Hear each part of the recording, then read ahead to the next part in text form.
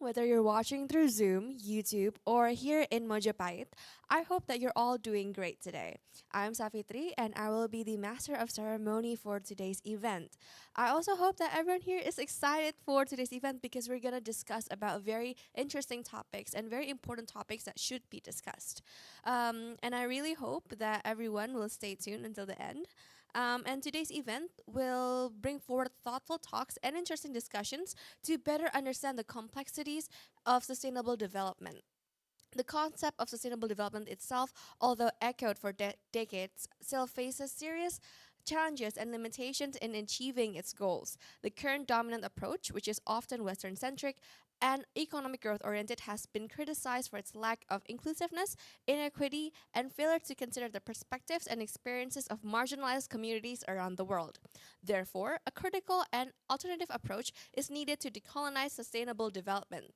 This approach should focus on social, ecological, and economic justice and empower local communities and indigenous peoples to determine their own future. The event People on Earth Rethinking Sustainable Development aims to provide a platform for expert speakers and participants to explore critical and alternative approaches and to develop innovative solutions to achieve sustainable development that is inclusive and equitable for all. The People on Earth Rethinking Sustainable Development seminar will explore critical and alternative approaches to decolonizing sustainable development. Today, we have Will Locke, who is a lecturer at the International Department at the University of Sussex, to share his thoughts and experiences on how to achieve sustainable development that is plural, inclusive, and equitable. Second, we have dyuti Ailawadi, a researcher on feminism and gender justice at the University of Sussex, who will present the topic of feminist movements, interventions in international development discourses. And third, Danang Aditya from the Raoul Wallenberg Institute, who will discuss indigeneity regarding the presence of indigenous peoples in questions of development and environmentalism. Before we start, I would like to call on Nico as the project head representing the ASEAN Youth Organization Enviro to do an introduction speech. For Nico, time and place is yours.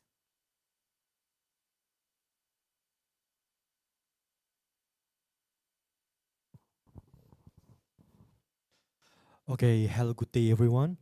Welcome to this Momentous Talks event.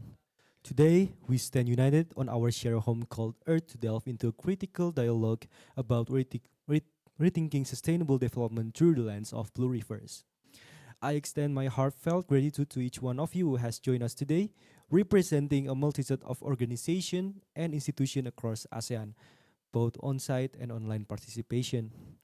A special thanks to our partner, American Corner Universitas Erlangga, ASEAN Youth Organization Enviro, Convenience IT Club, Himahi Universitas Erlangga, Foreign Policy Community Indonesia Universitas Erlangga, Cakra Studi Global Strategies, and Green Welfare Indonesia, whose unwavering support has turned this event into reality.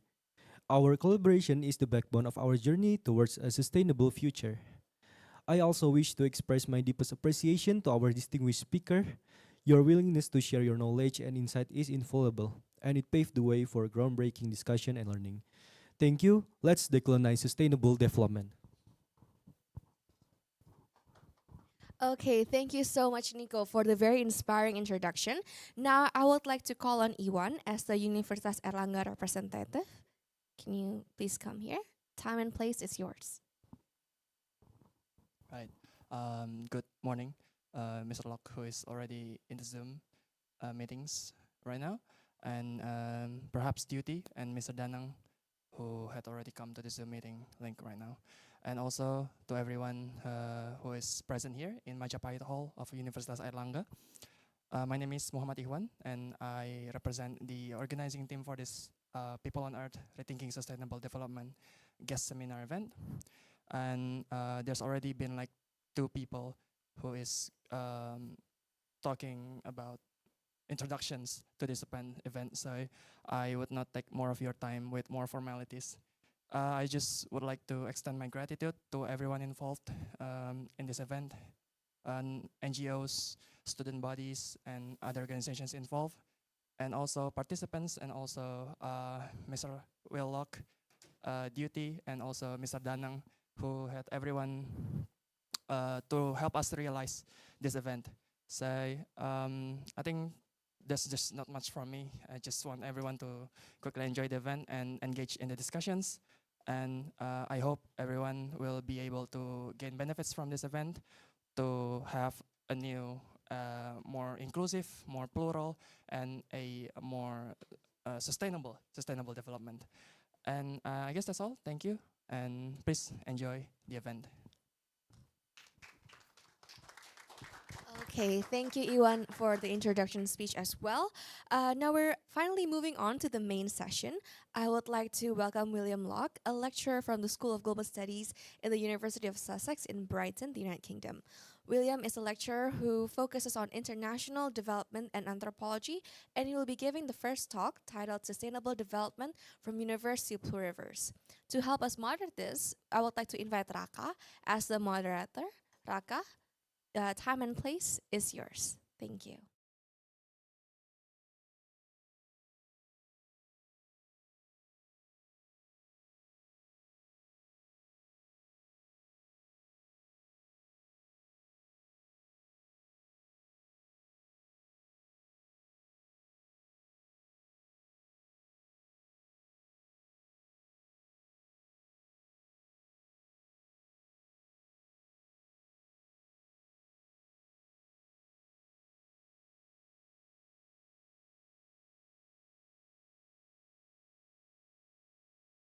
Good afternoon, everyone. Okay. Okay, it's a very nice opportunity to have everyone here, as today we are going to start our lecture and also discussion about today's event entitled People on Earth, Rethinking Sustainable Development. Today, let me first introduce myself. My name is Muhammad Raka Hadian. You can always call me Raka. I am currently a third year international relations student of Universitas Airlangga, Indonesia. And today we are so honored that our lecturer, the first one, Professor William Locke, has been with us. Professor Locke, can you hear my voice? I can hear you fine. Can you hear me okay? Yes, it's very good. Okay. So everyone, before Professor Locke deliver his first materials that he wanted to provide us today, let me read the several data regarding Professor Locke's curriculum vitae. The first one is about his education. Professor Locke graduated in BA with honors in cinema, photography, and television studies, Universities of Leeds, United Kingdom. And he also got MA in Environment, Development and Policy, University of Sussex, Brighton, United Kingdom. He also holds MSc in Social Research Methods, University of Sussex, United Kingdom, and PhD in International Development, University of Sussex, United Kingdom. Professor Locke is also having an expertise on environmental politics, anthropology of development, social and cultural anthropology, social and cultural geography, agroforestry, sustainable agricultural development. Okay, so today we are going to start our lecture. Professor Locke, have you been ready to deliver us the presentation? I'm all ready, Raka. Thank you very much. Do you want me to share my screen? Yes. Okay, so Okay, let's start. do it. I provide the space and time to Professor Locke, please. Well, thanks, Raka. Thanks for that introduction. And hello, everyone. Shame I can't be there with you in the room. It looks like a really nice setup over there, but I'm really pleased to be here, at least digitally. Thanks also to the organisers, and particularly to Mohammed, who we're fortunate enough to have with us here at the University of Sussex earlier in the year. And it's a great looking event. I'm really excited to be a part of this, and I hope I can provide at least a few ideas to get us thinking before you have the talks from dyuti and Danang, which both look really, really great, and I think should link together to make some really powerful points today. Just to reiterate that introduction, my name is Will. It's Dr. Will Locke. I'm not a professor in the UK. I'm a lecturer here in international development and anthropology at the University of Sussex, which, as mentioned, is in the city of Brighton, which is on the south coast of the UK. And my research is fairly broad, but kind of fits into what's known as political ecology, which is kind of trying to understand the connections between humans and the natural world, and how that's kind of constructed differently in different ways in different parts of the world. But really trying to break down that idea that there's only one way of how we can relate to each other and the world around us. And my research has kind of mainly focused on carbon markets to look into this and the kind of justice implications of carbon offsetting. And I've done that both in the Amazon rainforest out in Peru and the slightly less impressive rainforest that we have here in the UK in a country called Wales. But within this, I'm kind of interested in the different ways of organizing conservation and reforestation schemes, as well as agricultural models, and how this links to the kind of big theme that you've been introduced to today, I think, of the kind of limitations of sustainable development and this need to refocus around social justice, environmental justice, and racial justice. So those are some of the themes that I want to kind of touch on in this talk. And I guess, start from the very beginning. Think about, how did we get here? How do we get to the point where sustainable development isn't delivering what we hoped it might do, before we start considering how we might change that? So to think about this big topic, this is how I've kind of broken it down. This is the agenda of what I'm going to run through. I wanted to start with this brief history of the rise of sustainable development. So thinking not about the origins of the idea of sustainability, which has a very, very long history, but particularly this moment of how it became entwined with the world of development, and its emergence in kind of global politics as well. In the second section, we're going to discuss how that's been translated into policy through a kind of narrowing of these ideas around the logic of green growth, something that some of you may be familiar with. But then we'll move on to thinking about how we can understand this as a kind of discourse of development. So exploring how the idea of development has been shaped by kind of specific ideas, specific ideologies, and what that's meant for sustainable development. And then I'll wrap up in the kind of final section to try and upend this thinking and start the kind of discussion section of today, of thinking about the kind of possibilities that emerge when we embrace alternatives to development, and particularly thinking about this idea of the pluriverse. And then I believe we've got a little bit of time for Q&A, which I'm really looking forward to. Always nice to chat at the end of these things. So before we get going properly, I wanted to create a bit of a space for reflection, because I think this is really important within this debate. And this is the question that I kind of want to pose to you, whether you're joining online or in the room in Indonesia. What does sustainable development mean to you? And I don't mean this in the kind of academic sense or a kind of dictionary definition, but what does it mean to you personally when you think of that term? What might it look like in a context that you're familiar with, whether that be a country, whether it be kind of Indonesia, whether it be a city, a region, or whatever it might be, but what it might even feel like, or, what role we might play within it. So this is an exercise that you don't need to kind of share, but I just want you to take kind of 20 seconds to reflect on this question, perhaps write something down if you like, if that's helpful, but just kind of think about what this sustainable development might look like.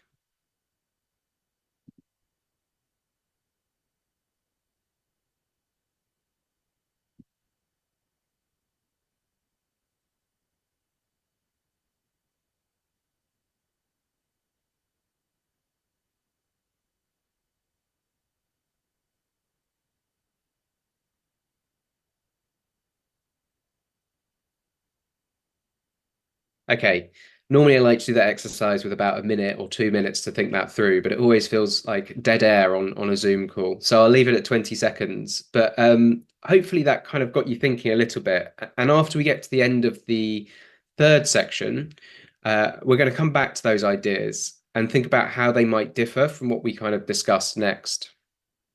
But let's start here with this idea of the rise of sustainable development.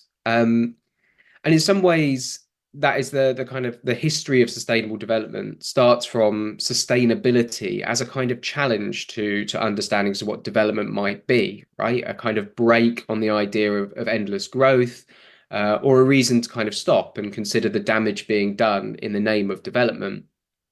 And that basic idea of sustainability comes from a kind of general insight from various different fields that either economic or agricultural or industrial or even population growth can't continue forever. And And those ideas have been discussed and studied for a very long time, and they've been critiqued. You know, I particularly have my critiques of the idea of population growth. But it seems that's the kind of initial insight of sustainable development. But I don't want to start from those kind of real beginnings, the kind of practical concerns that emerged in the industrial era and the industrial revolution, with the kind of threats of pollution, or those what's known as Malthusian arguments around the limits to population growth. But I want to kind of start from how it entered into the development language, the development world, or the development lexicon, and to connect these worlds of kind of global development and that environmental agenda that's so entwined today. So I've just got a few slides as a kind of potted history of this. But I always think that the kind of lightning rod moment, right, the really important first point of putting this on the scene within development was the release of this book on the right-hand side of this slide, Silent Spring by Rachel Carson. And this was all the way back in 1962. And Carson was a marine biologist, actually. And she was working for the US Bureau of Fisheries and eventually became a writer and conservationist. But Silent Spring was about the threat of pesticides on local populations, such as birds, but also the wider biosphere, right? It's this idea that we use pesticides, it will eventually kill off the bugs and the birds, and then we won't have birdsong in spring anymore. But her biographer kind of noted that she was quite specifically trying to write a book to call into question the existing paradigm of scientific progress, right? That kind of defined post-war life in the West in a whole range of ways. And this sparked a whole range of thinking and critiques from different areas. And I've got 3 dates on the next few bullet points on this slide, where that questioning of the development paradigm and this idea of scientific progress really started to take center stage. The first one that you can see there in 1972 is the Human Environment Conference in Stockholm in Sweden. And that's where the debate between these two worlds really first reached the UN. We then had the establishment of the World Commission on Environment and Development, the WCED, in 1983. And that really put sustainability on the development agenda. And then we have this kind of landmark report, the Brundtland Report, which was published in 1987. But through each of these, what we start to see is those ideas of Silent Spring and these kind of critiques of unchecked development beginning to be integrated into the mainstream debate.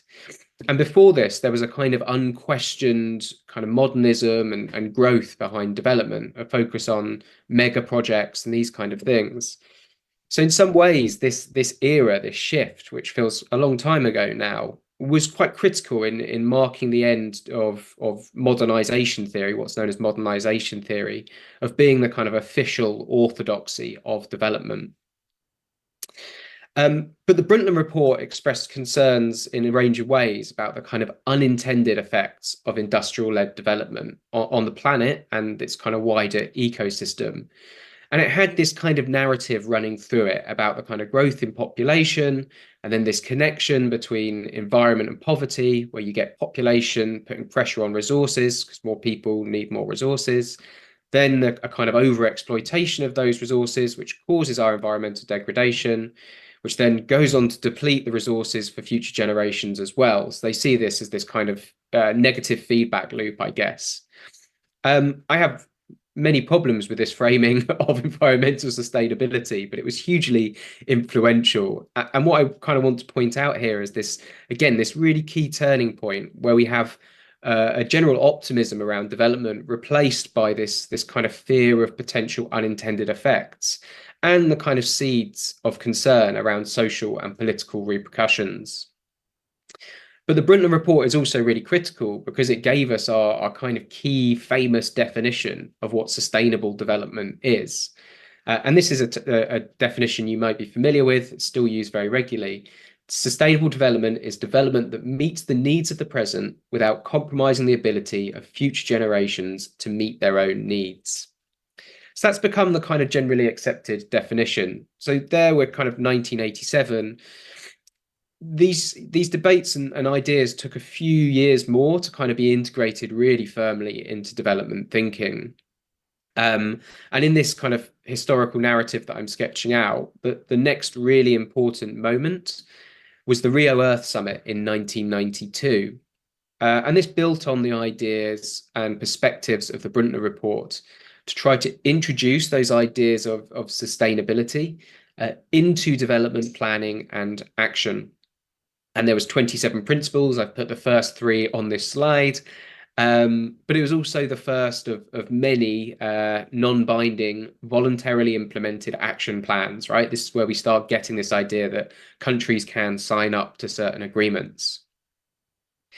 Zooming forward 20 years, the next major milestone is Rio plus 20. So it was a response to that conference 20 years previously. And this was called The Future We Want.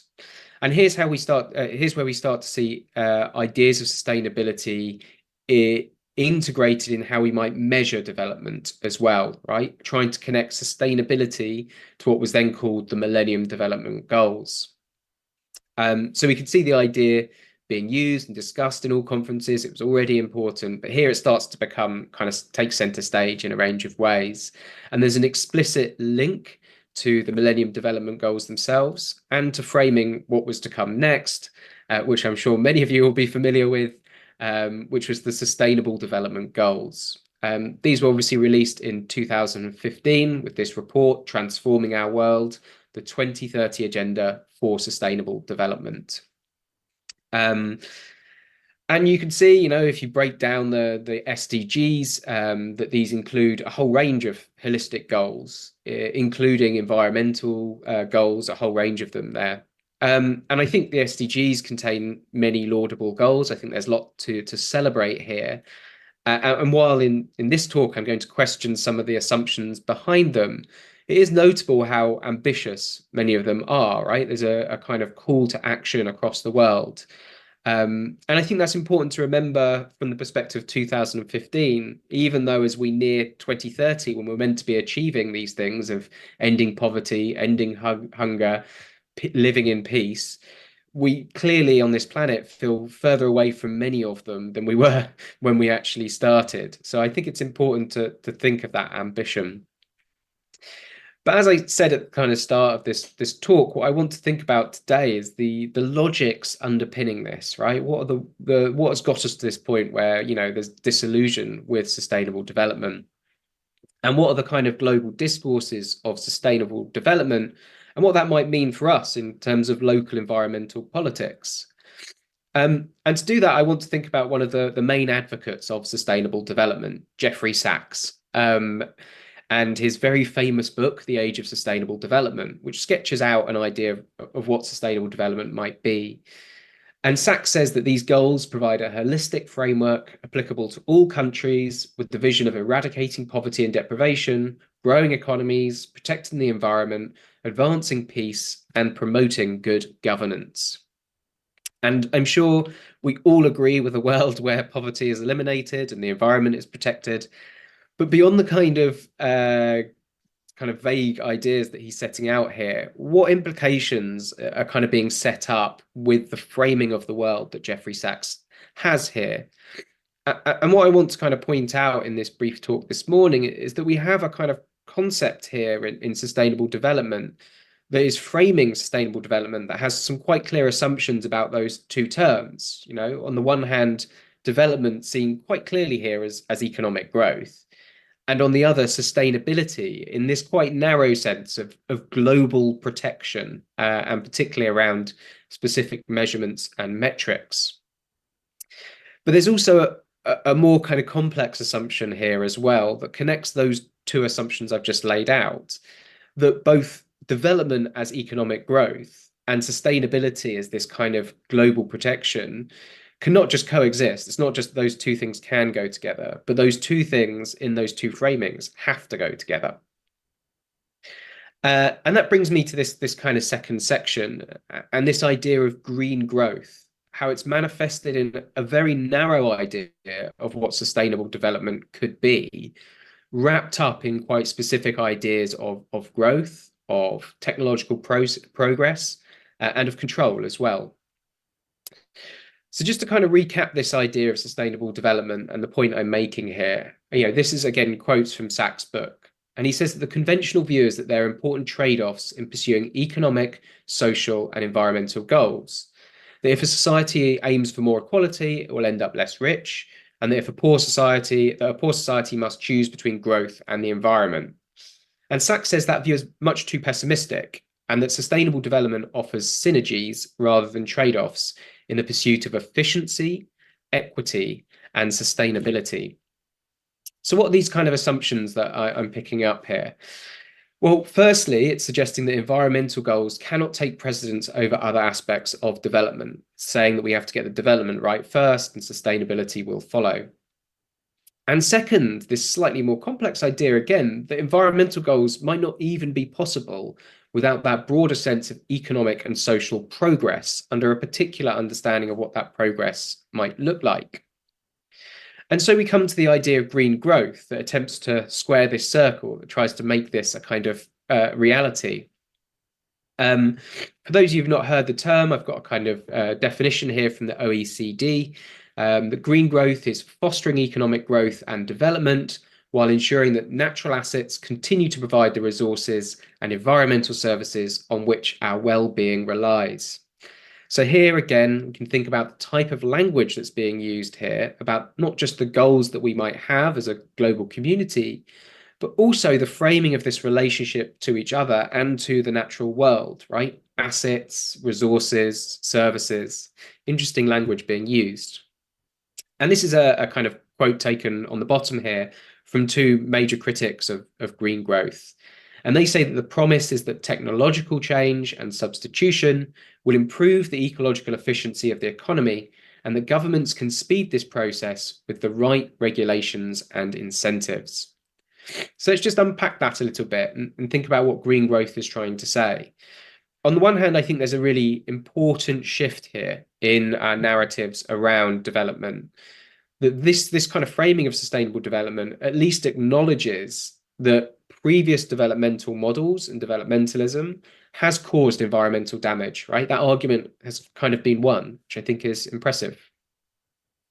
But with green growth, there's an idea that we can simply shift our systems in a quite subtle way through a process of decoupling, what's known as decoupling. So actually that historical relationship between economic growth that's come with environmental damage, particularly through emissions, we can decouple those two things. They're no longer linked. So we can have economic growth whilst emissions and environmental damage fall. And that idea of decoupling, that we don't need to fundamentally change our social systems, just break that link between those two kind of drivers, is really critical, not just to how we think about sustainable development, but to the types of policies and climate modeling that we rely on, the integrated assessment models that I've mentioned here in brackets on the final bullet point. So it's integrated into kind of core development thinking now, but it also subtly changes how people think about what sustainable development is and how they talk about it. And particularly where the emphasis for sustainable development then gets placed, right? The idea here is that we can break that connection and still rely on kind of capitalists and the free market to drive growth at the same time as we focus on sustainability in a different area.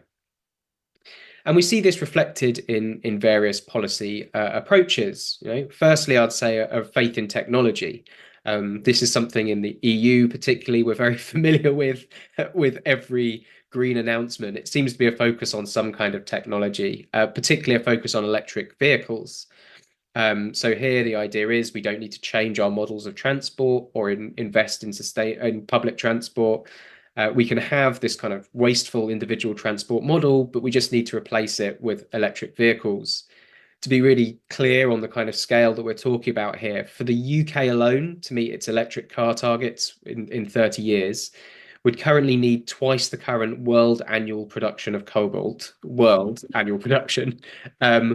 current production of neodymium, 3/4 of world lithium production, and at least half of the world's copper.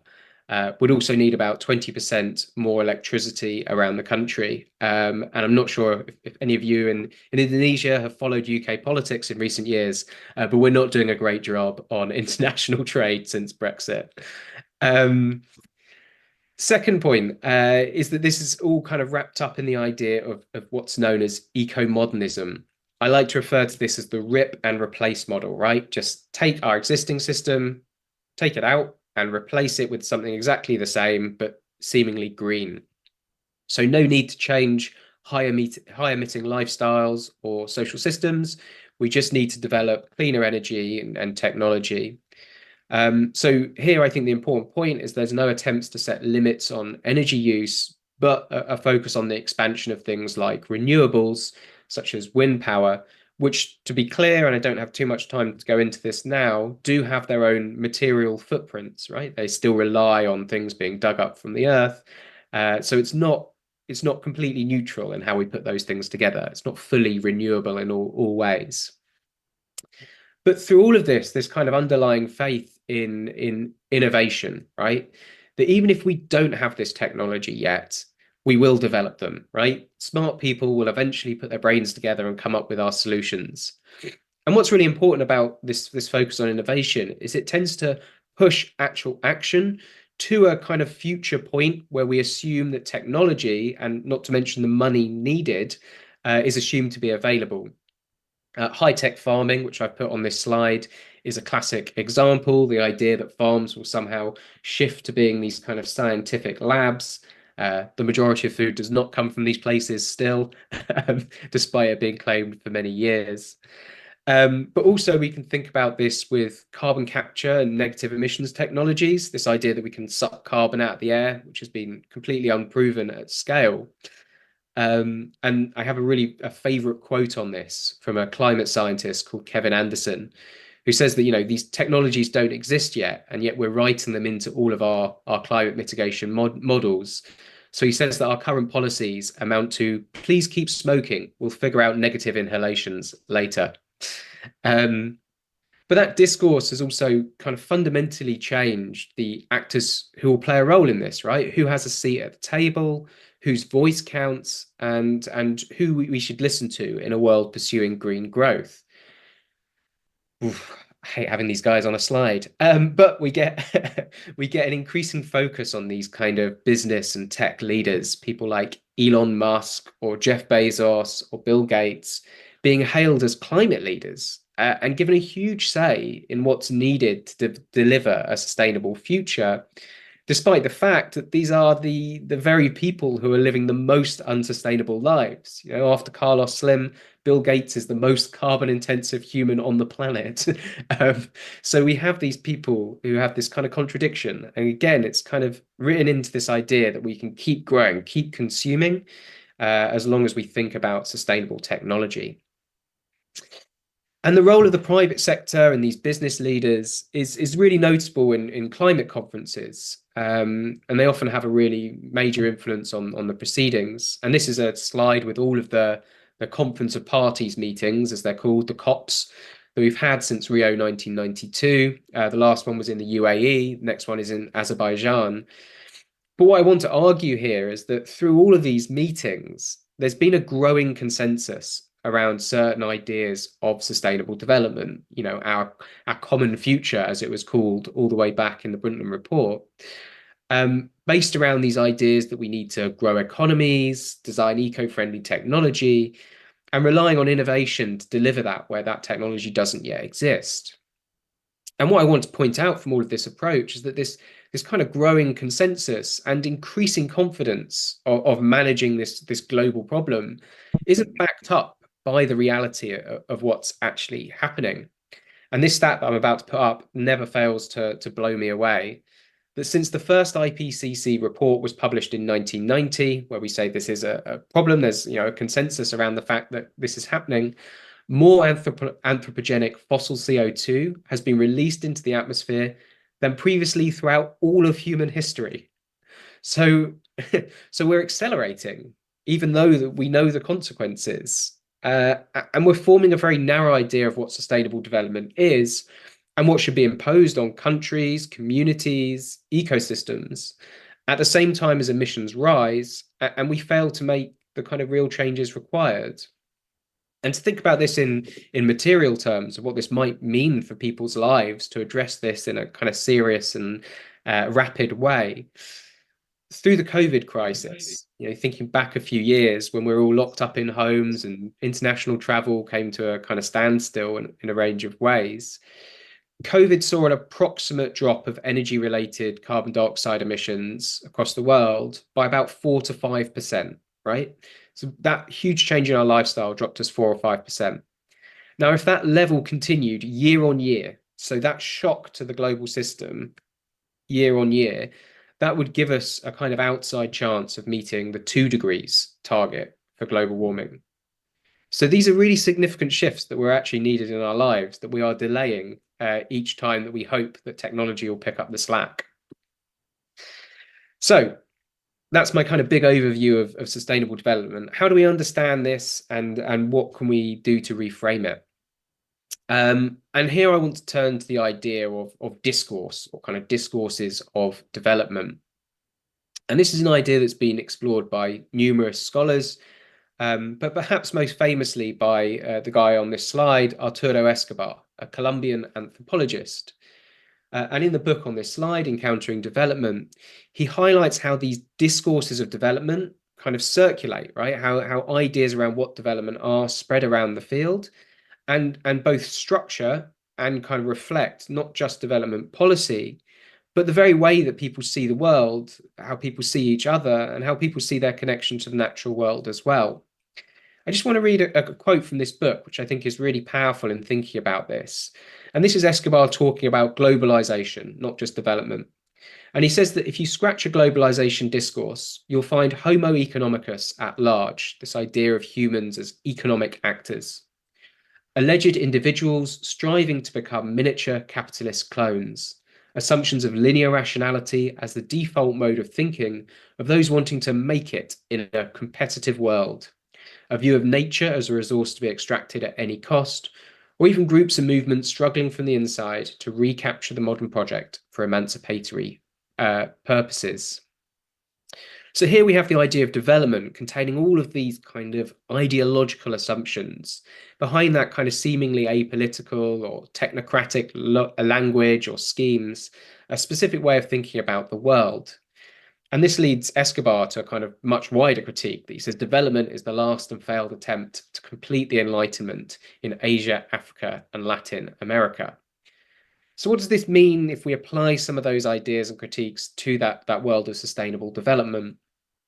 Well, firstly, we can think about sustainable development as it's currently framed as a universal story, right? One that talks about the world as a singular actor, right? With a specific past, saying that there's a way that society has developed to this point, and suggesting a specific future. There's certain things that we should do to lead to this common future for all. And this also leads to a specific framing of climate change, right? Something that is caused by and acting on a singular humanity. And again, people might understand there's differences in how people will respond to climate change. But if you listen to the kind of language at the big climate conferences, this is the kind of stuff you hear. Either we stop it or it stops us. It's a humanity level problem, and those differences are kind of evened out in an uncomfortable way. And I think this is most clear in the idea of the Anthropocene. This is the idea that we need to change the geological epoch that we're living in to be called the Anthropocene, that humans are the largest actor on the planet. This is kind of going back and forth in geological circles at the moment. But the idea of the Anthropocene has really taken hold, and it's the idea of humans, again, as this single, undifferentiated geological actor, we as a single species acting on the planet. And I think we really need to push back on these ideas and refocus on those things that we opened this talk or session today with, those ideas of justice. And I think particularly here, climate justice is really, really useful for thinking about this. And what's known as the triple inequality, that there's injustice in which countries are most responsible for climate change, who will be most affected, and the kind of justice of who pays for that, and then how these changes are dictated to people's lives, right? Who's being asked to adapt and why. So that's kind of where I want to shift towards here.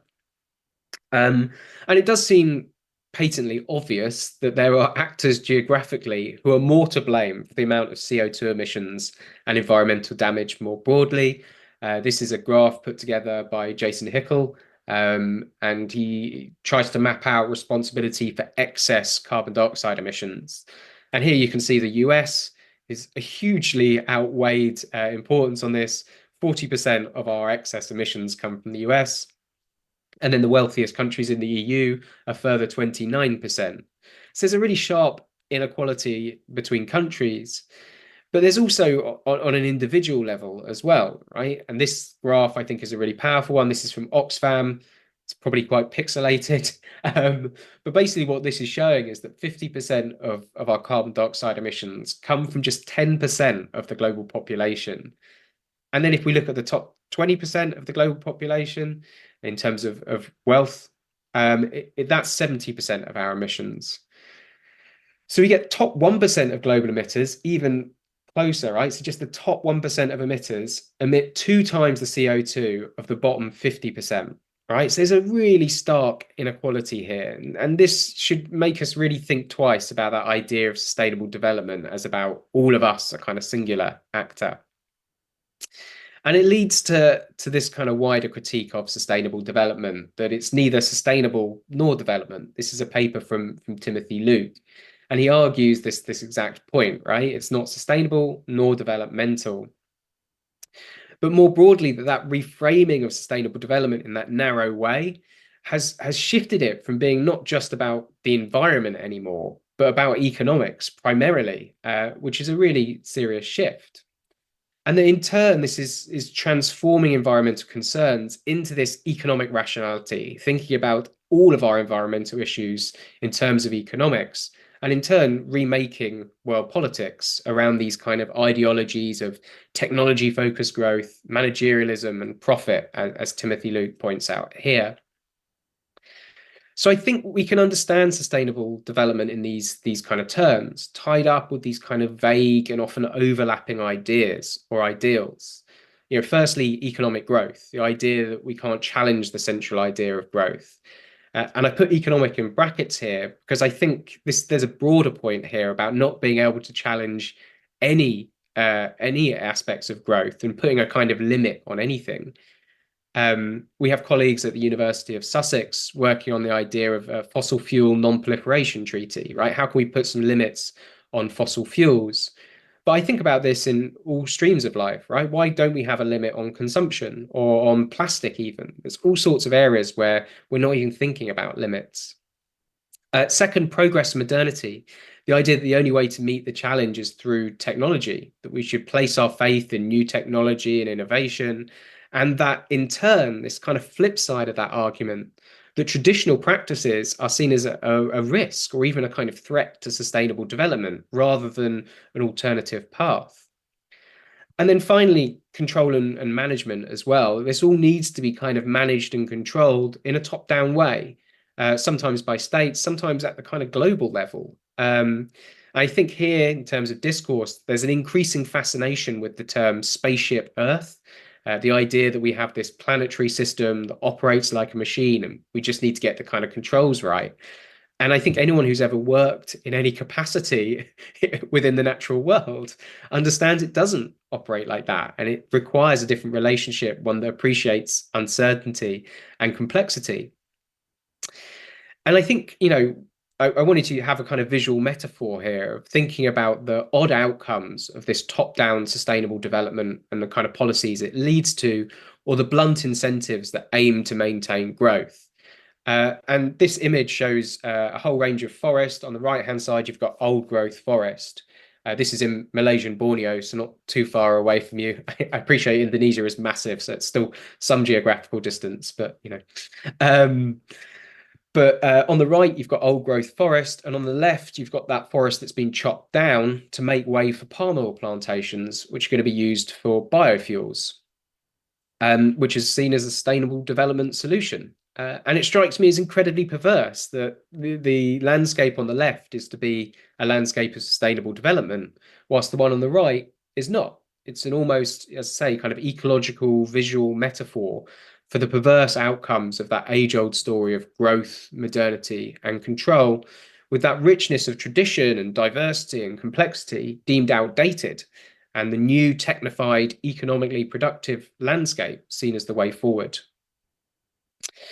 Okay, so on to the final section, just kind of wrapping up some thoughts here. And at that stage of that landscape of sustainable development, of us cutting down old forests to plant new, I think it's worth reflecting on whatever ideas you had written down or that you had considered at the start of the lecture of what sustainable development is or might look like for you.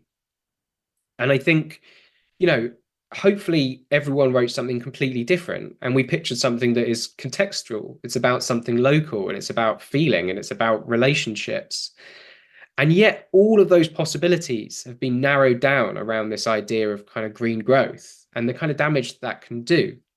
And it brings us back to the kind of core message of today, how this is a way of kind of treating the world as one, as a universe, rather than understanding that difference, context, and complexity.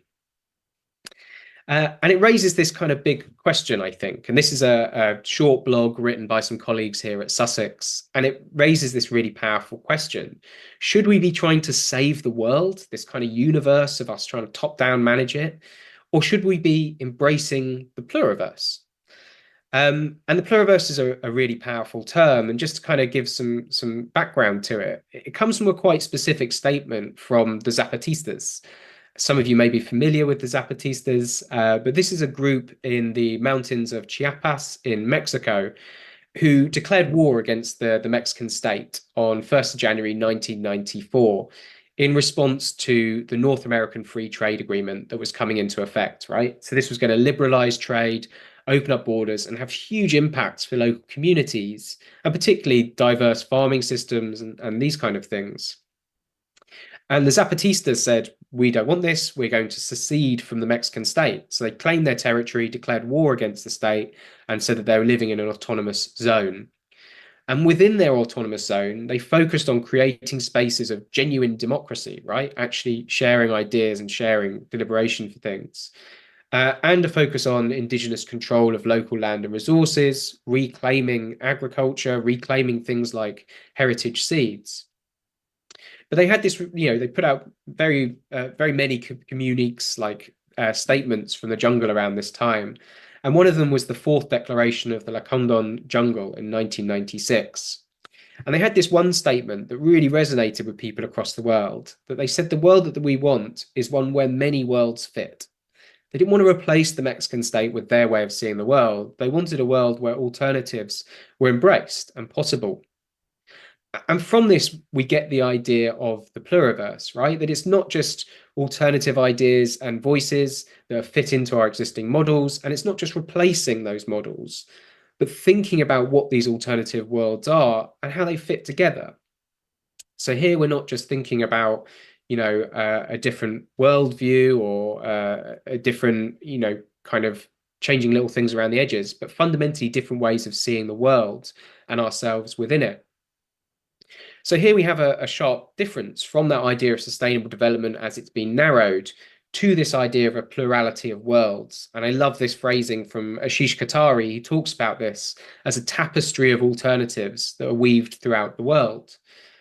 So these are alternatives to development. It's not looking for a new developmental model, but contextual responses to different ways of living well in the spaces that we have.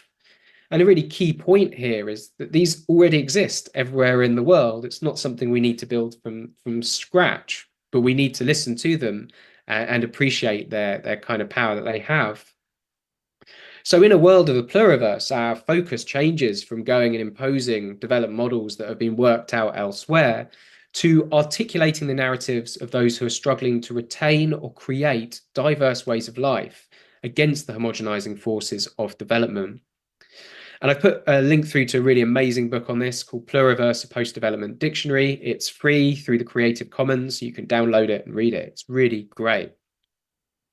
But I want to come back to Arturo Escobar, who I introduced in the last section, and his preface to that book in 2012, where he talks about this present moment as being one of intense struggle between two visions of globality. Globality defined as modernity writ large, or globality as a pluriverse.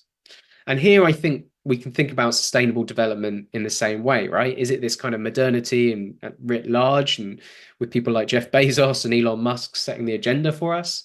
Or are we thinking about what the Pluriverse can teach us about what a sustainable life might actually look like? And I think it's here why we get so much pushback on these ideas, that people really struggle with the idea that things can be different, that we can have a whole range of alternatives.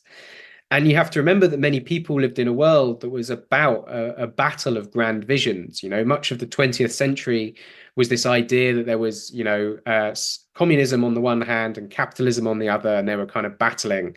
And then there came this point in the kind of 80s, particularly, where that battle seemed to be settled, right? We had the fall of the Berlin Wall, various other key historical events, and this declaration, this famous one from Francis Fukuyama on this slide, that we'd reached the end of history, right?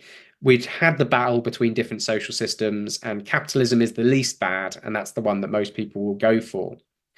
And this is really prevalent in many countries. Where I'm from in the UK, we had Margaret Thatcher, who was the Prime Minister between 1979 to 1990. And she had this phrase, there is no alternative. We can't think beyond the system we have. We just have to work to make it as best we can. And I think this has been such a limiting factor on people's creativity and ambitions and hope, and one that we need to challenge by showing that alternatives do exist and can provide a different way forward, and indeed are essential if we want genuine sustainable development and justice. So what might it mean to rethink development in the Pluriverse? Firstly, no longer globalizing these kind of universal stories like eco-modernism or other green growth ideas. Secondly, centering alternative knowledges and alternative worlds that challenge our current models of development. So what is it that people are doing that doesn't fit neatly into the boxes that we have? How can we genuinely listen and engage with people to learn more about them? Connecting up movements and building from struggle, right? Again, these things already exist. So how can we help people, get the word out, connect with others, build solidarity across these different worlds that we have? And this, I think, is really, really critical as well, that so often what we're told to do in these kind of university spaces and debate spaces is to be critical. And that's great and it's fine. And I've done lots of critique within this talk. But I also think we really need to unleash this creative energy as well.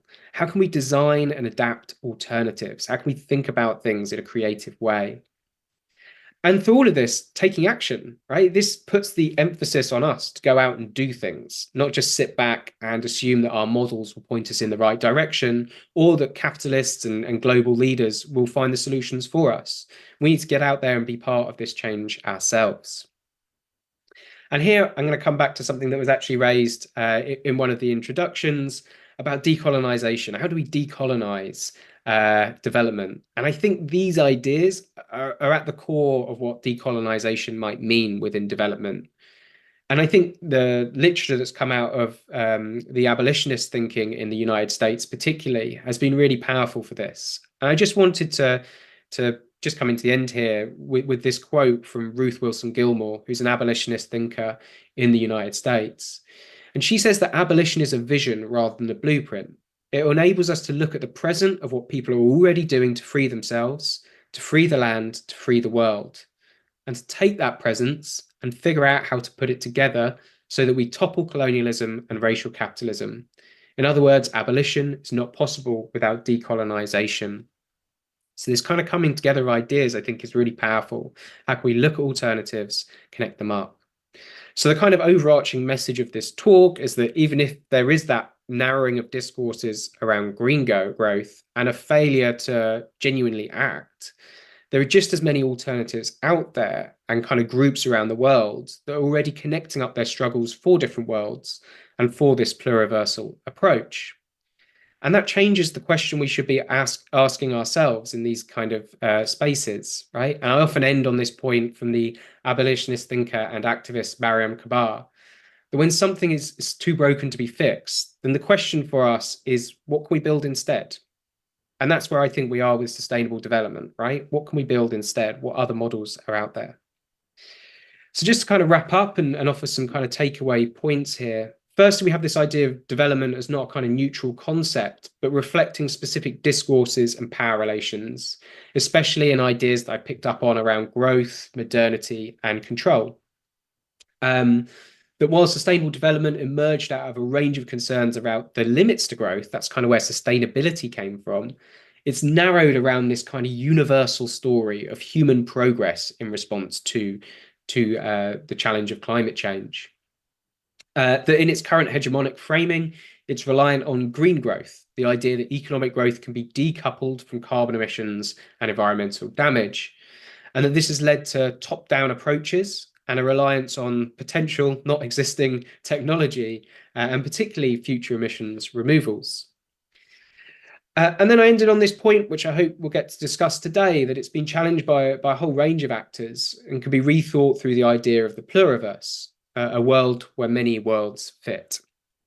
So I'll open this up to questions now. I have just a few questions of my own for you to think about, consider in response to this talk. Is economic growth possible alongside falling emissions? Who's responsible for climate change and whose voice counts in negotiations? Should we be saving the world as universe or embracing the pluriverse? And where might you find or create alternative worlds? But on that, I will stop sharing my screen and come back to the room if I can.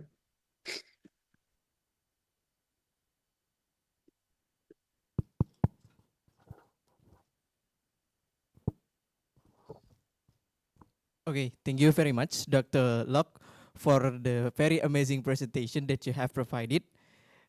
If I could summarize several things that Dr. Locke has explained, there are 4 main points of the presentation. The first one regarding the rise and history of the SDGs.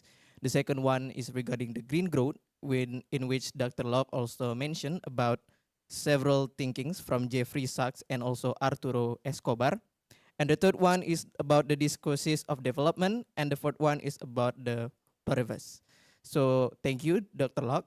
And to every audience coming here in Universitas Airlangga, Indonesia, and also everyone staying at home through Zoom meeting, we will open the discussion session in which we probably will introduce several questions under the time limit of 15 minutes. But the first one, I think it is my turn first to ask the question to Dr. Locke. So regarding the pluriverse ideas that has been explained by Dr. Locke in the previous lecture session, I would like to ask that there is this unique argument coming from the American political scientist, if I wasn't mistaken. His name is Thomas L. Friedman. You might have known him. And I read his book entitled The Hot, Flat, and Crowded. And he said that the problem when we are trying to implement differentiated solutions in a global scale is that most of the people in global south or developing countries, they are lacking of example. So I think Friedman captured that when we are right now visiting these global cities of, let's say, Shanghai, Doha, or Lagos, or maybe Jakarta, it is the same cities that you have found if you were visiting the New York in 2000 and in 1960s, or maybe London in 1920s. Like, they are consuming economic growth, and the problem is when the developed countries provided no example of sustainable development, then there could be no example that the global south countries should follow. And my question is, Dr. Locke, what do you think about the argument? And do you think that the lack of leading examples is also a problem in our efforts to create a sustainable future? Please. Great. Cheers, Raka. That's a really great question. And someone who has been, very vocal critique of this idea. Firstly, I'd say Thomas Friedman comes from that exact world that I said has been framed over many, many years. Grew up in a world where it was communism versus capitalism. Capitalism won out in that in his mind, and therefore we found the least worst system. I think in a world that we have facing not just the climate crisis, but the intertwined climate and environmental crises, we have multiple crises we're facing, including biodiversity crisis and all kinds of other things, not to mention our social crises. We can't rely on that thinking that we just need to tweak around the edges and have the least worst social system, because our least worst system is not leading to a prosperous world for everyone at the moment. So to pick up on a couple specific points from that question, firstly, this idea that there's no example of sustainable development, that we can't look to the mega cities that are emerging that are also chasing growth. I think there's 2 points to that. On the one hand, many countries are likely to chase growth because that has been the model that we exist within, right? This is the point of that, the power of that idea of discourses of development. It's not just that it frames a specific way of understanding the world, but that people also start to see themselves within that model, within that limited framing of what options are available. So I fundamentally disagree that there are no examples of sustainable development. I can think of many within Indonesia more broadly, perhaps not in Jakarta, where people are living in different ways that I would consider sustainable. If I look at where I conducted my fieldwork in Peru, what's being considered the landscape of sustainable development are giant carbon offsetting plantations where you get kind of monocultures of a single tree that are being farmed. And for me, that doesn't offer any kind of livelihood or acceptable life for people locally. It's a really negative model that is going to lead to problems. And indeed, we're seeing forest fires and pests within those landscapes. But just upriver in a slightly different community is a community that is looking to respond to climate change in a completely different way by diversifying their farming systems, embracing traditional farming methods. And that for me is exactly the type of thing that we need to be taking as a good example of how we might live. I would say the same in the UK, right? This country is a complete mess in lots of ways and doesn't offer many lessons for sustainable development anywhere. But if you go outside of London and you look at some of the other projects that are going on, I think about some of the food projects in Brighton, there are plenty of examples of how we could reframe our relationship to each other and the natural world that offer something completely different and offer a more rewarding life based around justice and solidarity that is more, sustainable in a way that I understand sustainability to be. And just a final point on that is that Friedman's language is really telling on that quote as well. He talks about this isn't going to work. These differentiated ideas aren't going to work at a global scale. And to that, I would say, yes, correct. None of these are looking to be at a global scale. These are looking to be alternatives that exist on a local level and contextual, and that we can join up in different ways. But they're not going to be something that we can, just put somewhere else. So a project or community that works in a specific way in Indonesia won't work in the same way in Brighton.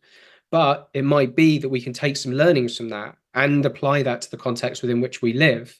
It's much harder and you can't do it top down, but it can be done through bottom-up work and through solidarity, through sharing and through activism.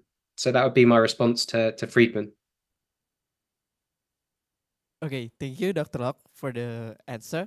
And now I am shifting my focus to the audiences. In case anybody here in Universitas Airlangga Indonesia would like to raise the questions to Dr. Locke, please raise your hand.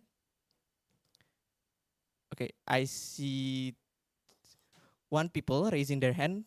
Can the committee please assist to provide the microphone?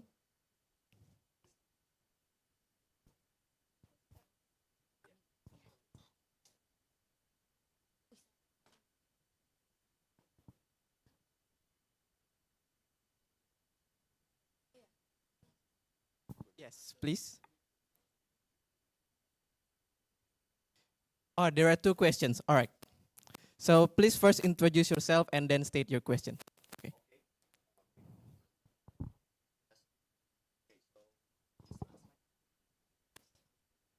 Sorry, Mas. Okay, thank you very much for the opportunity, sir. My name is Muhammad Farhan Pratama, call me Farhan, and I'm from the International Relations of 2022 class from Universitas Airlangga. And my question is regarding the definition, the dynamics of on the discourse of development, especially about the economic and political aspects, especially when Rakas previously mentioned about the freedman perspectives on globalization, which also took many critics regarding the freedman's simplification on some things. My question is, could we criticize the freedman's approach on the developmentalism approach, and how could be the a new this new discourse of a plurality what's that pluriverse pluriverse perspective could change the discourse of developmentalism. Thank you, sir. That's my question. Great. Cheers, Farhan. That's a great question.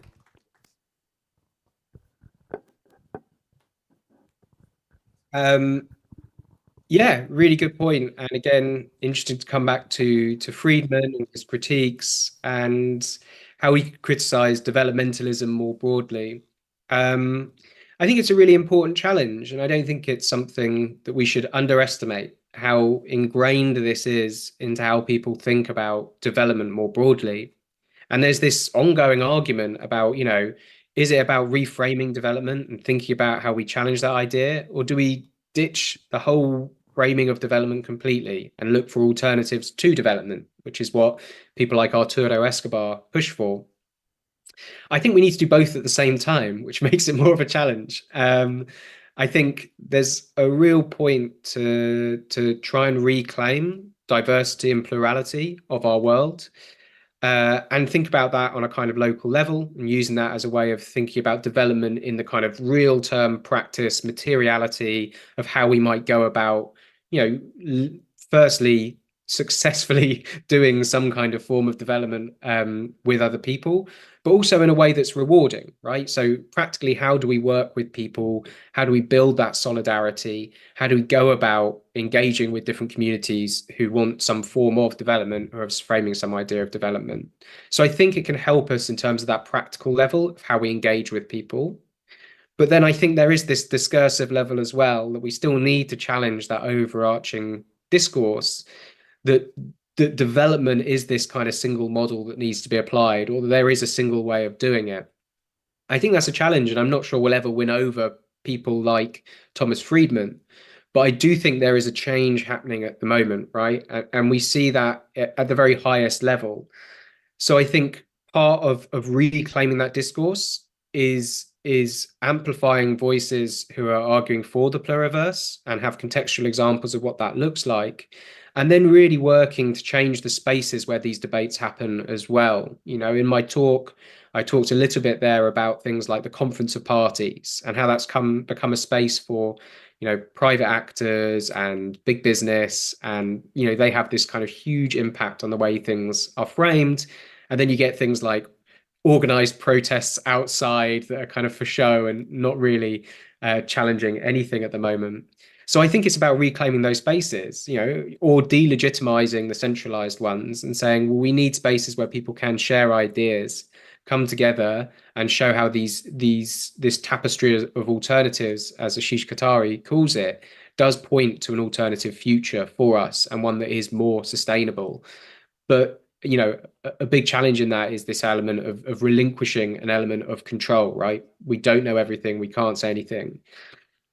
And that relinquishing of control in many ways is anathema. It's completely opposite to the idea of kind of neoliberalism in particular, that says, well, if we want to be efficient and we want to optimize things, we need to be as clear as possible on the data and then run stuff as close to that optimization as possible. Whilst a world where we're not doing that would need to have a lot more uncertainty, right? We need to say, well, we can't just say we're going to scrape 1.5 degrees of warming. We need to have radical emissions reductions immediately to create space for uncertainty. We don't know where things are going to happen. Some communities might grow rapidly in certain ways, others won't. So, I think there's two challenges there. Well, on the one hand, how can the pluriverse help us think about practicalities of working with other communities and people? And on the other, how can we shift this discourse and start to claim back some of those ideas of contextuality and uncertainty? But thanks for the question, Farhan. Okay, thank you, Dr. Locke. And we are having one more question from the audience here. Okay. Hello. First of all, sorry, I'm wearing a mask. Okay, Mr. Locke, I want to ask that how can we run this program instead of that the globally economic growth has decreased and has inflation. And the second one was the parameter that this program will be great on the within 5 years ahead. That's all of my questions. Thank you, Mr. Rock.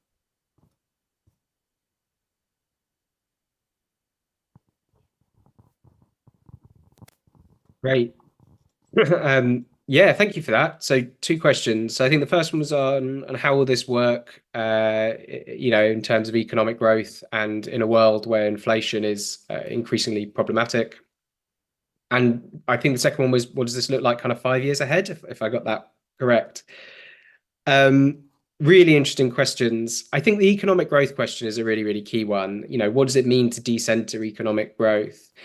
I think on the one hand, we need to demystify the global economy slightly, right? Our understandings of what economic growth is deeply flawed, and it's based on a model that tried to measure nation state output many, many years ago, right? So this stems largely from ideas of GDP, right? Gross domestic product, how much money comes from an economy. Now, for many years, we've realized that measure is completely useless. I mean, it measures all the wrong things. Not just in an era of climate change where, negative environmental issues count as towards your GDP, but also in a world of kind of privatization and stuff. If you break your leg and you have to go to hospital, that counts towards GDP, but we shouldn't go around breaking everyone's legs to try and boost our economy, right? Like the economic measures are so flawed and misleading. We need to get away from the idea that economic growth on this big aggregate level tells us anything useful, right? So I think that's a big shift, but my concern is not about global economic growth, right? At some point, at some degree, there's always a construction there around what that money stands for. At the end of the day, if we're thinking on a global level, there's always the same amount of the resources that get shared around in different ways. Now, money is a shortcut for explaining that, but not all economies can grow at the same speed at the same time. And that's the situation we're in at the moment of thinking that's how it works. That's not really how the global economy, thinking beyond money, really functions. Inflation's a much trickier point. The way that economic growth plays out in different countries, and that's where, economics really is important, I guess, will be a major factor and has the possibility to cause significant disruption. This is where I think we need questions of justice, economic justice and debt justice in particular. Now, when I was younger, most of our campaigning was around debt. That, calling for an end to third world debt was like the big thing that we were fighting for. And that's gone off the agenda somewhat in recent years. And that should be central to climate demands as well. We should be abolishing debt. It's madness that still exists and creates these injustices. If you can do that, if you could try and reset the playing field somewhat, and work genuinely as a global community, not through these kind of non-binding agreements that don't seem to be doing anything, but genuinely trying to work on reparations and debt, then these questions of economic growth and inflation are less important. I understand that's not a useful point in the short term. That's kind of idealistic and thinking about we can change those global systems. But I think you need that longer term goal, and that should be central to our demands. Personally, on a country level, slightly different, and each country will have to deal with that differently. And it will be about reframing things to ensure that economic growth isn't completely sacrificed. But then I don't think it is. I don't think the models that we currently have worked for many countries in many instances, and certainly not for communities within those countries. And then the 5 years ahead one, I guess I'm not sure if that's about kind of the short-term goals that we should be having or what this might look like. But I would again come back to this kind of division of, what does this look like on a practical level of how we start working with communities and joining up struggles. I would love to see another World Social Forum again, as we had in Cochabamba in Bolivia many years ago now. I think those spaces for deliberation and debate and for creating alternatives outside of the dominant countries is really, really important and something that is tangible in the short term. And I think the other thing that we should be thinking about in the short term is limits, which I mentioned a few times, but limits on fossil fuel production, limits on fossil fuel extraction, limits on certain material throughputs, particularly on things like concrete and plastic, and working out how that could be divided fairly in terms of justice. I hope that answers that question. I wasn't 100% sure on that one.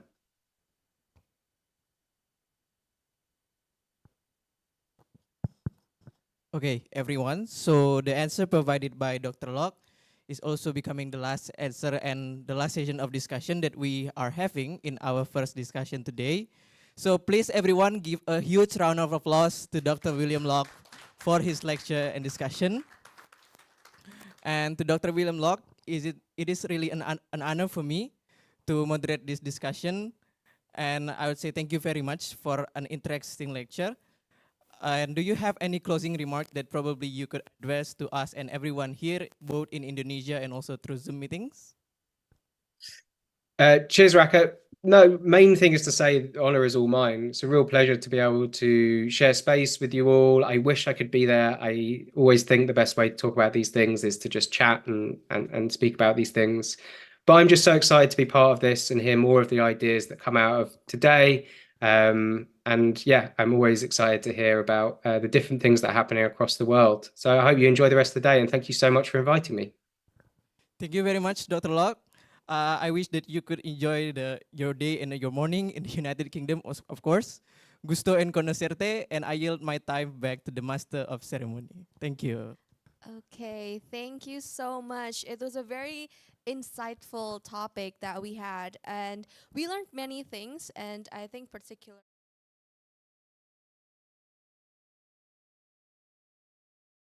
versus debate and how there are plural approaches to sustainability.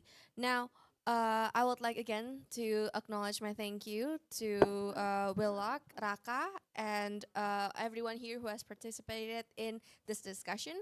But before we move on to the next talk, we are going to have a photo session. So for the live audience, you may stay seated, but for the audience in Zoom, maybe you can turn on your camera because we're also going to do a Zoom screenshot. And also, I would like to call Raka to come sit at the front here. Okay, so I'm going to direct the documentation session.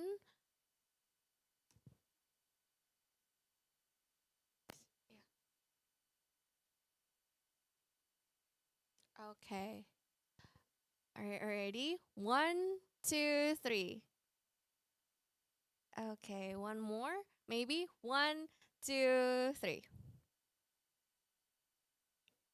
All right. Thank you so much, everyone. And again, I would like to thank you, Dr. Willock, for his very, very insightful talk earlier. And now we're going to be moving on to the next session. And who I hope that everyone here is still very much excited for the next talk. And I would like to welcome Dyuti Ailawadi, a researcher and tutor from the School of Global Studies in the University of Sussex in Brighton, the United Kingdom. Dyuti focuses on feminism with an academic expertise on gender, rights, justice, and power. They will be giving the second talk titled Feminist Movements and Their Interventions in Development Questions. To help us moderate this talk, I would like to invite Aliana as a moderator. Aliana, the time and space is yours. Thank you.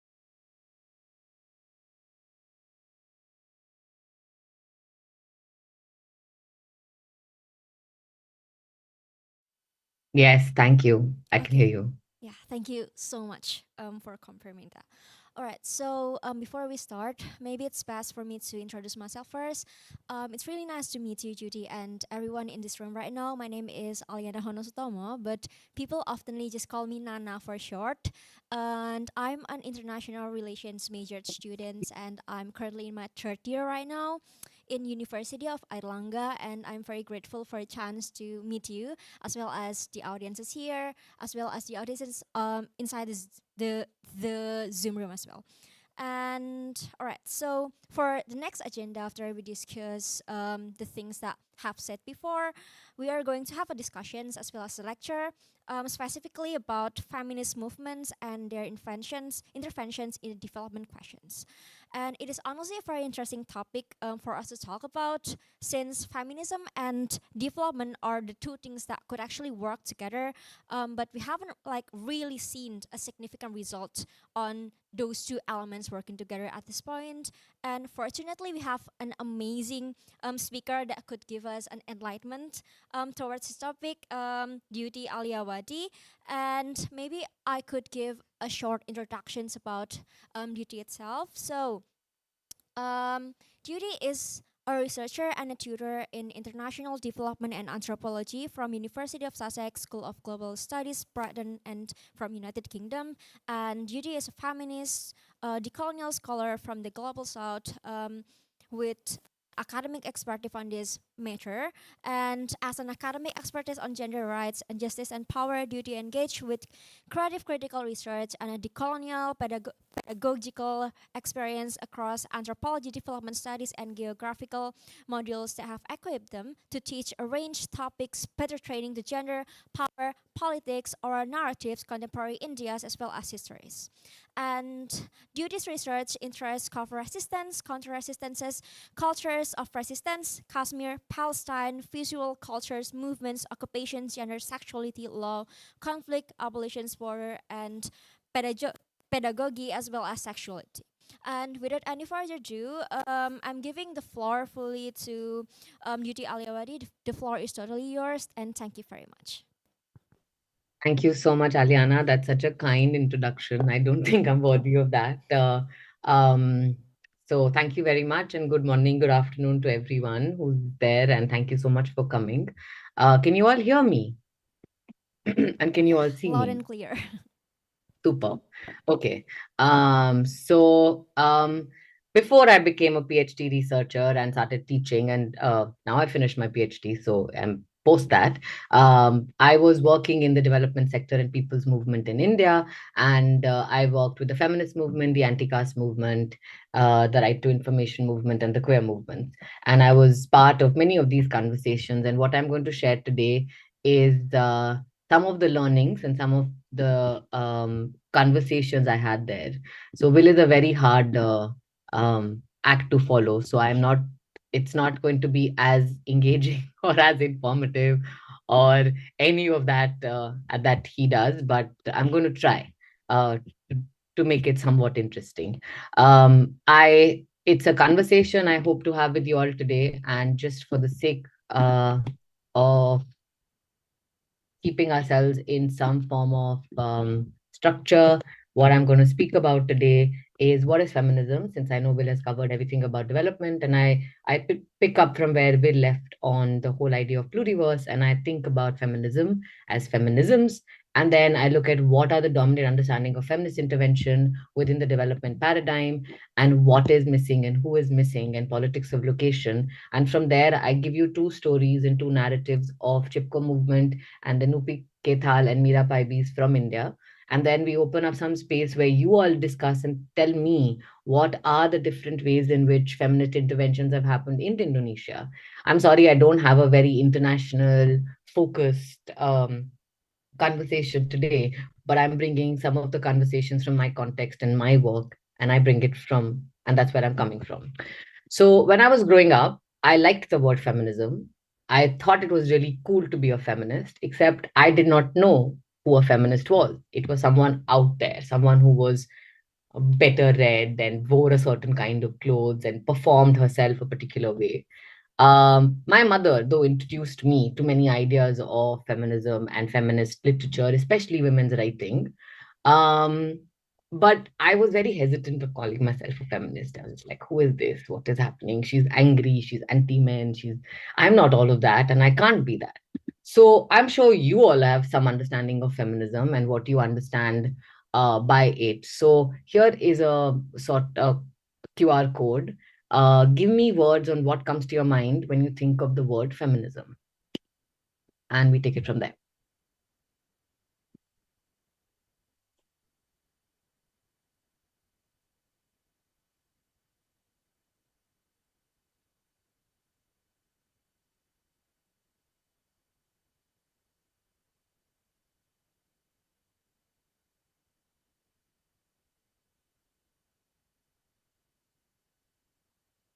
Can somebody intimidate me when you all have written so that I can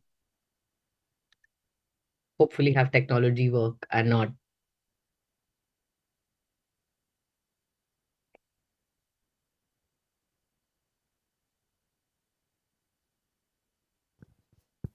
I'm sorry, Duty. Could you please reshare the code again because it's not available Yeah, on our screen right now? absolutely. Yeah, thank you so much.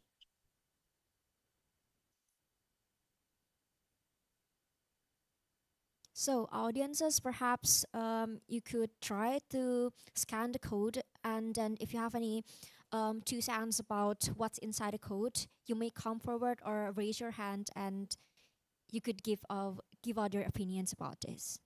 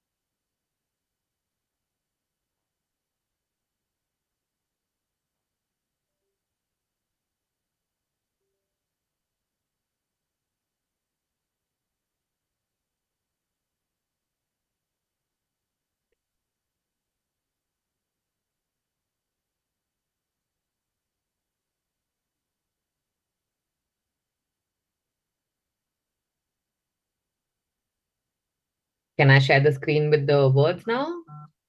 Yeah, sure.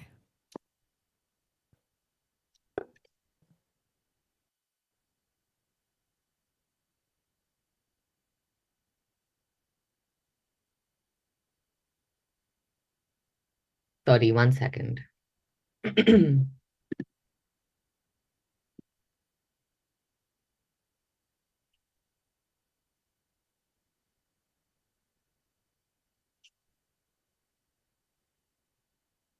Okay, so we came up with things like opportunity, women's rights, soft approach, womanhood, equal rights, power, progress, Priyanka Chopra,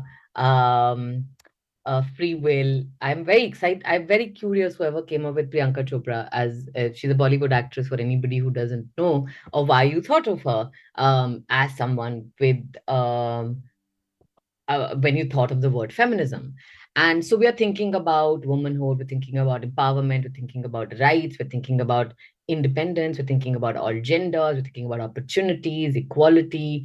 So these are really great ideas of what you thought. And this is exactly what I also understood as what feminism was all about. But I was always very hesitant to call myself as being one myself.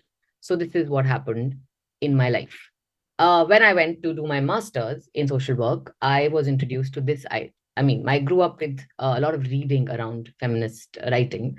And this is a particular book that came out in the 1990s, early 1990s, and which was called History of Doing, which documented India's feminist intervention